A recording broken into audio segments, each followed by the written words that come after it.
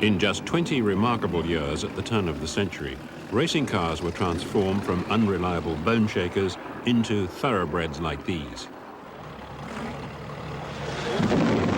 From the start, motor racing created great public interest.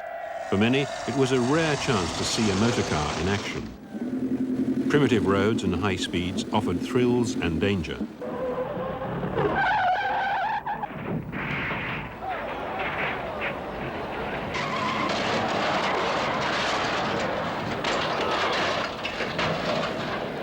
Motorsport's pioneers often paid for their passion with their deaths.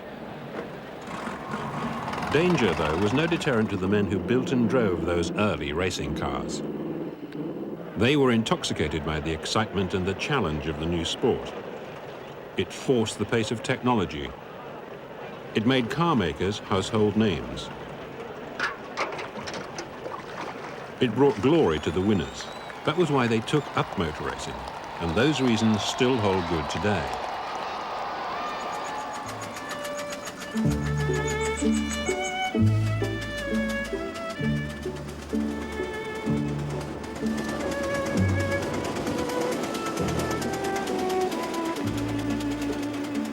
The petrol-engine motor car was invented in Germany in 1885, but it was the French who took this horseless carriage to their hearts. France had a tradition in such vehicles. 20 years earlier, Etienne Lenoir had unveiled the world's first motor car with an internal combustion engine. Now, French engineers set out to improve the German invention. Their early engines were effective, if a little crude. It's brutal, but it goes, was how France's pioneer Émile Levasseur described his car.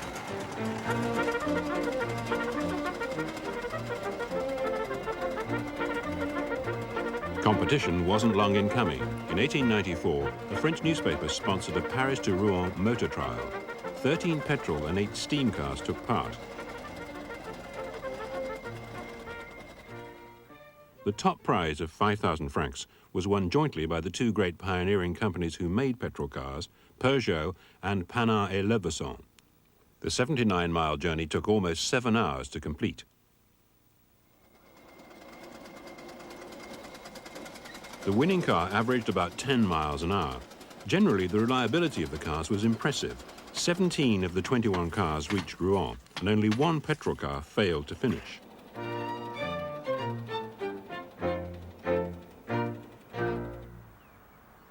A year later, the newly formed Auto Club of France organized a full-scale race from Paris to Bordeaux and back, 732 miles.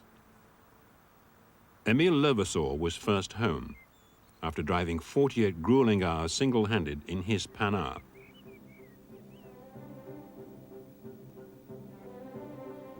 This success brought a spate of epic city-to-city races: Paris to Amsterdam, Paris to Vienna, Paris to Berlin. The drivers had to endure every kind of discomfort and danger in open cars with no windscreen or mudguards. Their heroic achievements gave motoring a tremendous boost and made a strong impression on one of the first motoring correspondents, W.F. Bradley. It inspired the people. It gave them confidence in the car. Instead of running a car on a track where it'd be nothing much better than a whirl of gigs, they went from place to place. It's inspiration to think that a car could go from Paris down to Marseille practically without a stop. It was wonderful. First of all, there was the start of the cars at 1 minute intervals. That was thrilling to see them go away individually, knowing that they were aiming for another country. And then on the road too, there was a fight between the individual drivers. And it was really thrilling and dangerous. The man was always driving, the man who was following was always driving in a cloud of dust, waiting for an opportunity to get through that dust and pass the car ahead of him, not knowing what there may be ahead of him, because he couldn't see the road. That was really dangerous. And that was the direct cause of most of the accidents. There was always something happening, because the driver and the mechanic had to do everything, and there was always a certain amount of work to be done on cars, and they added to the interest of the race. The rough roads, the fierce competition, the car's untested engineering all resulted in constant breakdowns and running repairs. A riding mechanic was essential if a car was to have any hope of finishing. With sometimes only a toolbox or a seat, the mechanic had a tough and dangerous job. The poor racing mechanic received no plaudits from the public or from the press as they should have, because without them, it was impossible to win. They died more frequently because they didn't have anything to hold on to. At least the steering wheel gave you some protection and allowed you something to hold on to. The poor mechanic really could hold on to the gas cap, maybe, or a spare tire or something, but he really didn't have much to hold on to. As cars got better, there was less need for a mechanic. But in some events for years to come, one was still carried. Among the last to face the horrors of the job was Wilkie Wilkinson. I went in this race with Easton, was in the fastest car in the race. But the driver and the mechanic had to do all the work. When the flare goes down at 8 o'clock in the morning, you run across the circuit and then jump in the car, get it started, and off you go.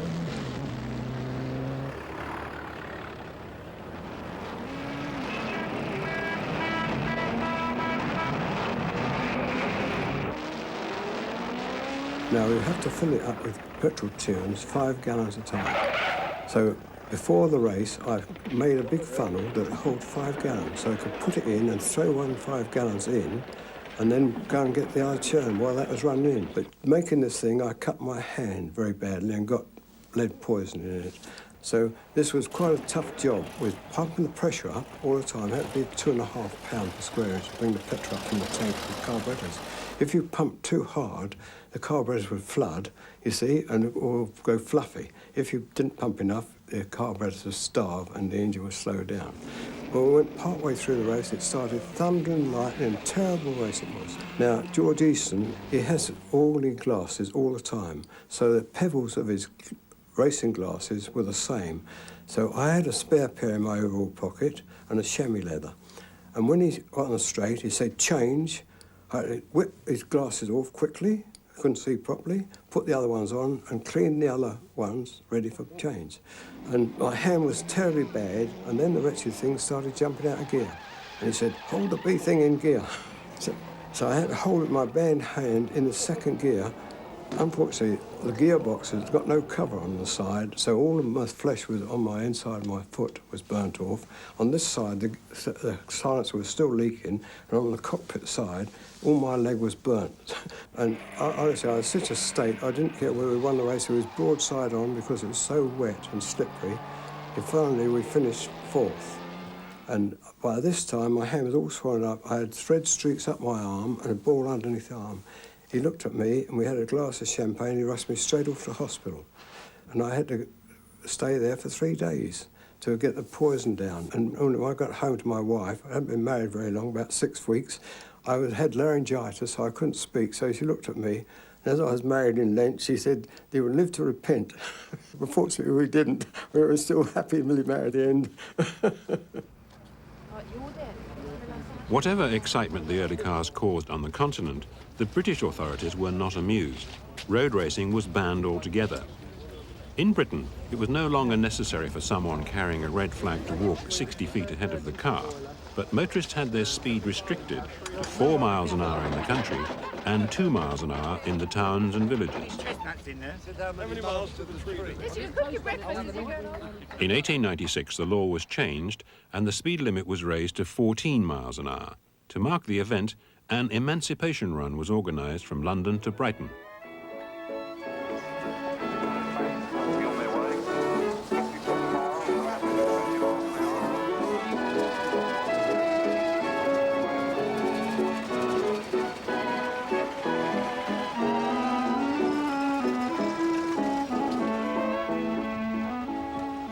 The run is still celebrated every year. That first November morning, thousands of spectators turned out to watch some 30 cars set off, almost all of them French or German. At the head of the procession was the car in which Émile Levasseur had won his historic race the previous year. Also present to honour the event was one of the German inventors of the motor car, Gottlieb Daimler himself. Adding to the excitement were 4 Leon Bowley tricycles, an Arnold dog cart, a steam bicycle, and a breakdown van full of spares, most of which it ended up using itself. The journey exacted the usual toll on the participants. Some cars broke down and were loaded on a train at Brixton. Another overturned and catapulted its occupants into a pond. But at least 14 managed to complete the distance, reaching Brighton in time to take tea at the Metropole Hotel. Of course, the Emancipation Run was not a race. Only when the circuit at Brooklands was built 10 years later would drivers be allowed to race in mainland Britain. In the meantime, they had to compete in France, where the authorities were more helpful. In France, the law was always very indulgent towards motorists. There were no restrictions in France. The speed depended on circumstances. In certain cases, 10 miles an hour would be criminal. In other cases, 100 miles an hour would be perfectly justifiable. And that was a spirit which prevailed. With such encouragement, France was the undisputed home of motor racing. Its manufacturers took up racing to promote their cars with great success. In 1900, the Renault brothers built 179 machines in their new factory. After they won the Paris to Toulouse race, they received 350 more orders. Then came the disastrous Paris to Madrid race of 1903. It would be the last of the great marathons.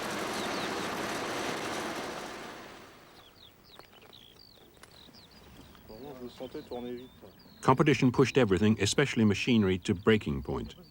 This certainly improved technology, but it also caused accidents.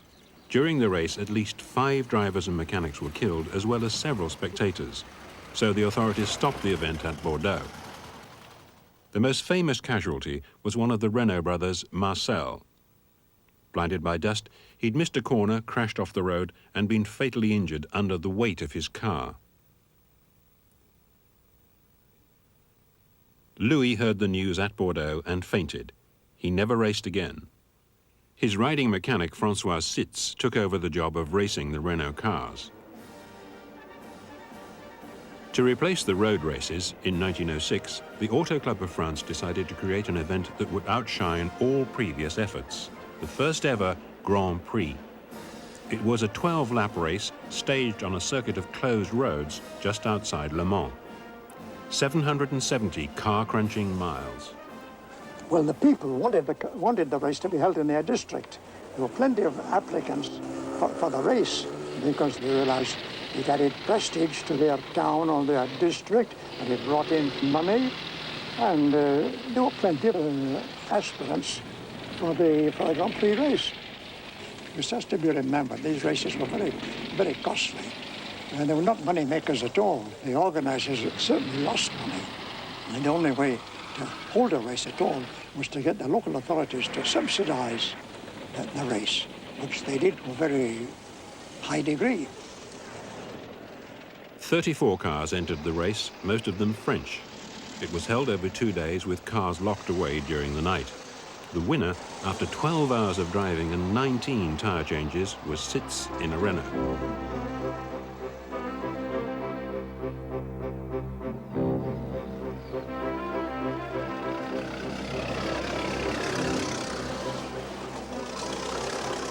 The top speed of the Renault which won the first Grand Prix was just over 90 miles an hour, 4 times that of a decade earlier. This had been achieved almost entirely by increasing the size of the engine. By 1908, the racing car had grown into a monster.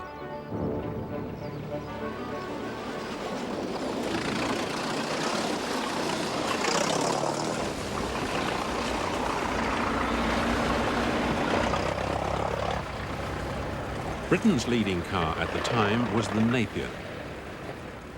It's a 6-cylinder engine. The cylinders are in 3 blocks of 2, and at 11.5 litres, you will appreciate, it's knocking on 2 litres a cylinder, which is the size of a fair-sized family car today. It wouldn't be easy to steal. The cold start, I think I remember, needs something like 14 separate steps. And it also, I think, would be no good to anybody weighing less than about 12 stone, because part of the starting technique is to go around and stand on the starting handle and just push it over 1 or 2 compressions. Now, as you'll appreciate, the compressions on a 2-litre cylinder can be quite strong, and on a very cold morning you can stand up there admiring the scenery for a long time. And then you get this magic trick, which of course you can only perform with a 6-cylinder, that you just switch on the trembler coil and it starts. No starter, no heaving on the starting handle, it just goes.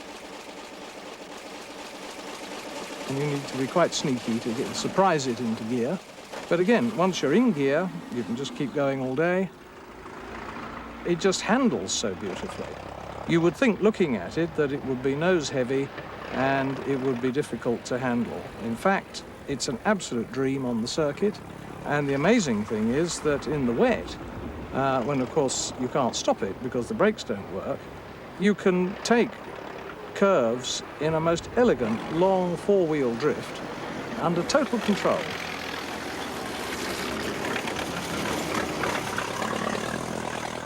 The surface was pretty awful, and so they had to put up with bumping and bouncing about.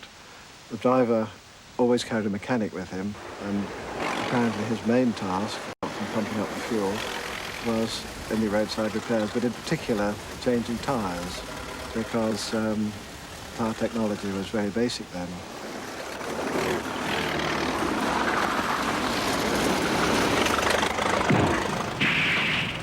They used to literally, they had a puncture, cut the tyre off with a knife, and they carried 2 or 3 spare tyres on the back, and they fitted them with levers. But by 1908, all the cars, in fact, had detachable rims, so it was almost like just changing a wheel, but they still had a lot of trouble. If it's raining, of course, you really get everything. There's often no mud guards, so you get all the rain and so on in your face. And it corners better than you might imagine. There's a danger if you go too fast and it grips too much and digs in, it could actually topple over. This actually happened with a Renault Grand Prix car in the 07 Grand Prix, which made a corner and then simply toppled over onto its side, throwing the driver and mechanic off. As cars improved, drivers looked for bigger challenges. In 1902, an Englishman, E.E. Lewis, tried to drive his Panhard round the world. He got as far as St. Petersburg. Then came the most ambitious of all long-distance events. In 1907, the French newspaper Le Matin sponsored a race from Peking to Paris.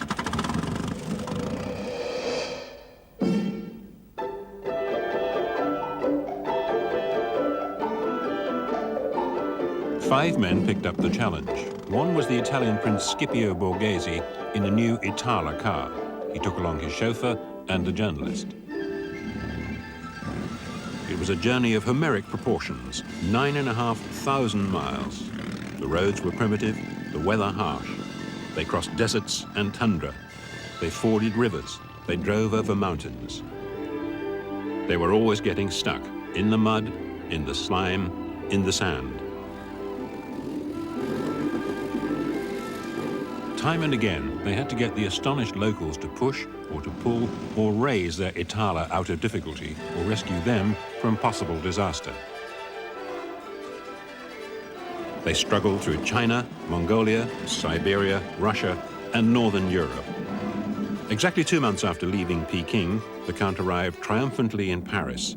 It was 3.5 weeks before any of the others turned up. 1912 saw the last of the big-engine racing cars, the Fiat S74 from Italy. The S74 Fiat is probably the epitome of development of the large-bore model race car. The car has a 14.5-liter engine, which is equivalent to 850 cubic inches approximately. It's a huge engine.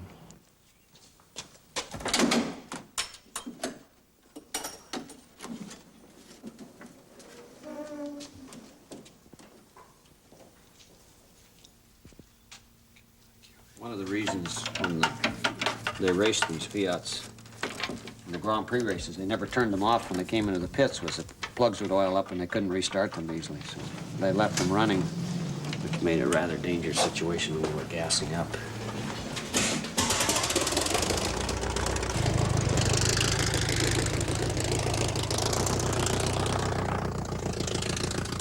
And there's a feeling in that car that you'll never get in a modern race car with high RPM.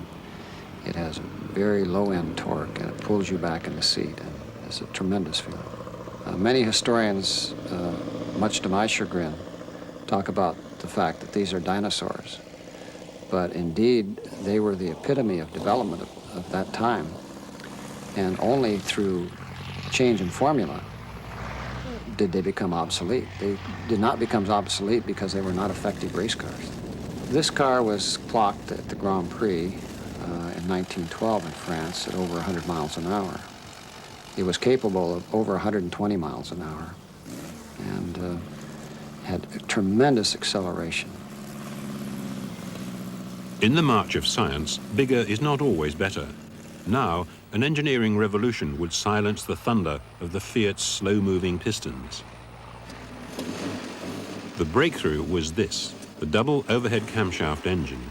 Its radical design offered more power from a smaller engine and dictated the shape of racing cars for years to come. Its designer was Ernest Henry, a shy Swiss who was employed by Peugeot. He had an exceptional talent for converting ideas into detailed working drawings. Henry designed the first Peugeot Grand Prix engine for the Grand Prix of 1912, and also the following engines for 13 and 14. He brought together existing techniques to build an engine which is very much, I would say, the forerunner of all modern Grand Prix engines. Henry's original drawings illustrate his revolutionary concept, 2 overhead camshafts with 4 inclined valves for each of the 4 cylinders. Where the Fiat's massive engine produced 1,600 revs per minute, the Peugeot, with an engine half the size, achieved 2,200. More power for less size, the goal of every successful racing engine. The battle between the new and the old was fought out at the 1912 Grand Prix in Dieppe. The big Fiats were favourites, and one led for most of the 2-day race. But Georges Boileau, in his light and low Peugeot, held on to second place. Then the leading Fiat hit a dog and had to retire. So Peugeot won the Grand Prix and went on to dominate the racing circuits of Europe and America.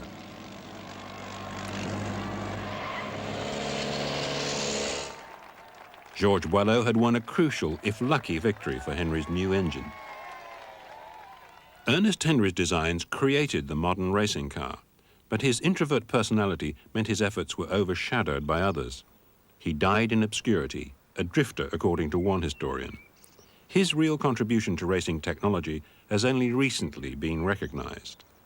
Toute sa vie, il était passionné de moteurs, de voitures. All his life he was passionate about engines and about cars. It was an illness with him, like being an architect or making boats or planes. He specialized in designing engines.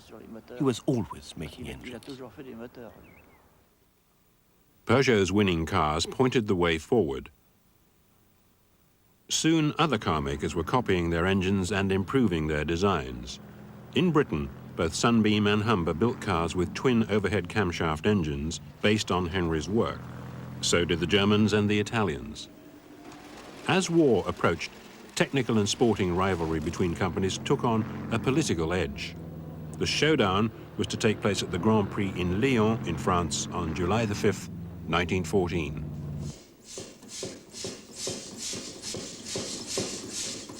The company which had made the biggest preparations for the event was Daimler-Benz of Germany.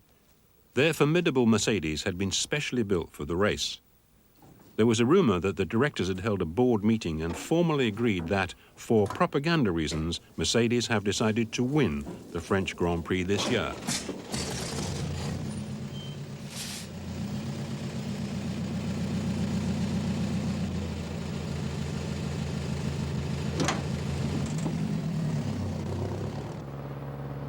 In 1914, Mercedes put together a package of cars for the Grand Prix in France that were based on their aircraft engine development.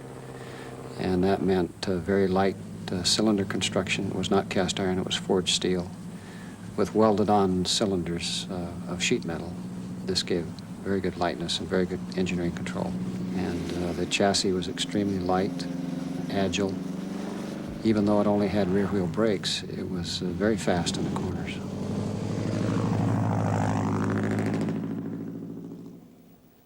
"37 cars from 6 countries entered the race. Christian Lautenschlager was Mercedes' star driver. Georges Boileau carried France's hopes in the latest Peugeot.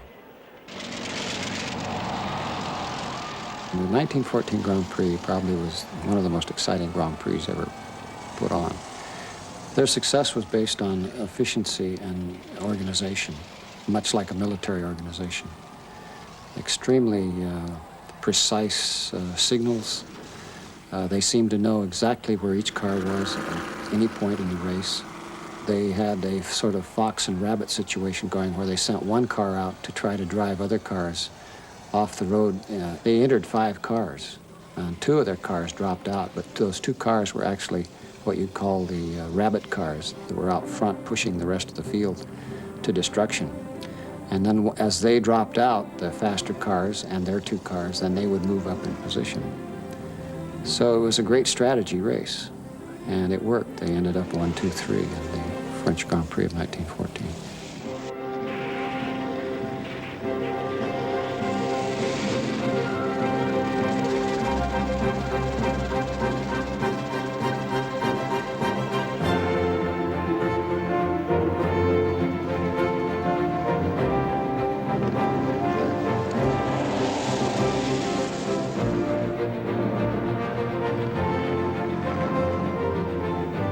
In 2 decades of extraordinary progress, the top speed of racing cars had risen from 20 to over 100 miles an hour. Proof of motorsport's appeal were the 300,000 spectators who watched in stunned silence as Mercedes drove to a 1-2-3 victory.